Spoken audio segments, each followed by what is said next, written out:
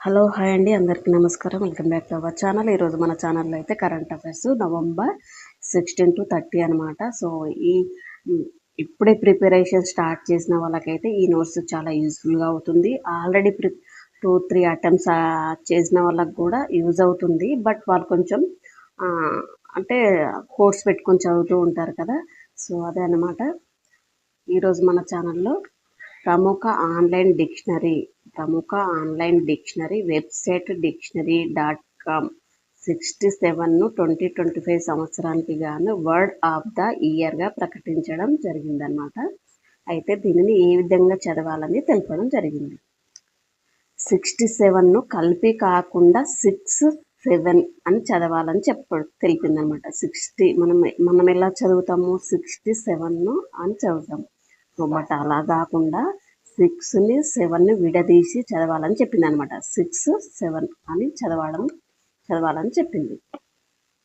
మనం సాధారణంగా 67 అని చదువుతాము, అలా కాకుండా 6-7 అని విడదీసి చదవాలని చెప్పడం జరిగిందనమాట. సో ఈరోజు నెక్స్ట్ బిట్, శ్రీ రవిశంకర్ దినోత్సవం ఏ తేదీన అమెరికాలోని సియాటిల్ నగరం ప్రకటించింది?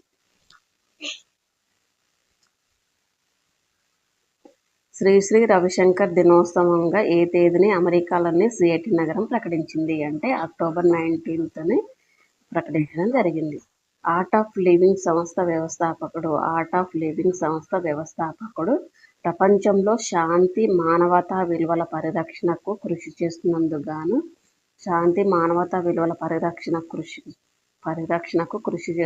గాను ఈ గౌరవం దక్కిందనమాట.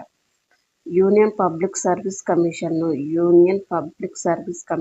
ఎప్పుడు ప్రారంభించారు అంటే 1926వ సంవత్సరంలో అక్టోబర్ 1న ప్రారంభించడం జరిగింది. 1926 అక్టోబర్ 1న ప్రారంభించడం జరిగింది. యూనియన్ పబ్లిక్ సర్వీస్ కమిషన్కు మొదటి చైర్మన్గా ఎవరు పనిచేశారు? అంటే సర్ రాస్ బార్కర్ గారు పనిచేయడం జరిగిందన్నమాట. నెక్స్ట్ వన్ వచ్చేసి భారత ప్రభుత్వ చట్టం 1935 కింద ఈ కమిషన్ను దేనిగా మార్చారు అంటే సమాఖ్య పబ్లిక్ సర్వీస్ కమిషన్గా. భారత ప్రభుత్వ చట్టం 1935 కింద ఈ కమిషన్ను దేనిగా మార్చడం జరిగిందంటే సమాఖ్య పబ్లిక్ సర్వీస్ కమిషన్గా మార్చడం జరిగిందనమాట. రాజ్యాంగం 1950 అమల్లోకి వచ్చిన తర్వాత అధికరణం 378 కింద దీనిని యూనియన్ పబ్లిక్ సర్వీస్ కమిషన్గా మార్చడం జరిగిందనమాట. నెక్స్ట్ వన్ వచ్చేసి దగ్గుమందులో ఏ విషపూరిత రసాయనం ఎక్కువగా ఉన్నందుకు కారణంగా ఇటీవల మధ్యప్రదేశ్లో బాలల మరణాలకు కారణమైనది? దగ్గుమందులో ఏ విషపూరిత రసాయనం ఎక్కువగా ఉండడం కారణంగా ఇటీవల మధ్యప్రదేశ్లోని బాలల మరణాలకు కారణమైంది అంటే డైఇథైలిన్ గ్లైకాల్ ఎక్కువగా ఉండడం వల్ల బాలల మరణాలు సంభవించడం జరిగింది. డైఇథైలిన్ గ్లైకాల్ ఉండడం వల్ల బాలల మరణాలు అయితే సంభవించడం జరిగిందనమాట.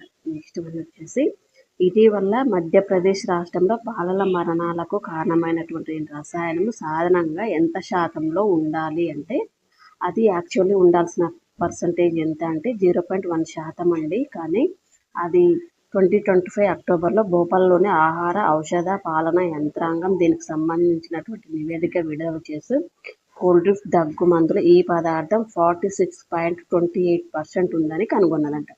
అసలు యాక్చువల్ ఉండాల్సింది ఎంత? 0.1%. బట్ అక్కడ ఉంది ఎంత అంటే 46.28% ఉందని చెప్పడం జరిగిందన్నమాట.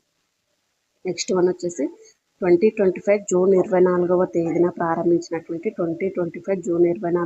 ప్రారంభించినటువంటి నవ్య కార్యక్రమం ప్రధాన లక్ష్యం ఏమిటి?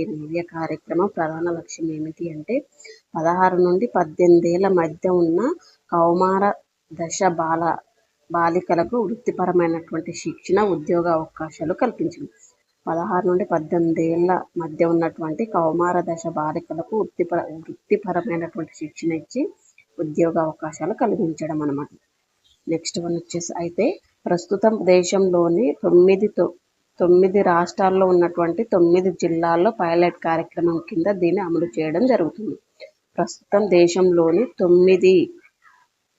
9 రాష్ట్రాల్లో ఉన్నటువంటి 9 జిల్లాల్లో పైలట్ కార్యక్రమం కింద దీన్ని అమలు చేయడం జరుగుతుంది అనమాట. నెక్స్ట్ వన్ వచ్చేసి గిరిజన వ్యవహారాల మంత్రిత్వ శాఖ.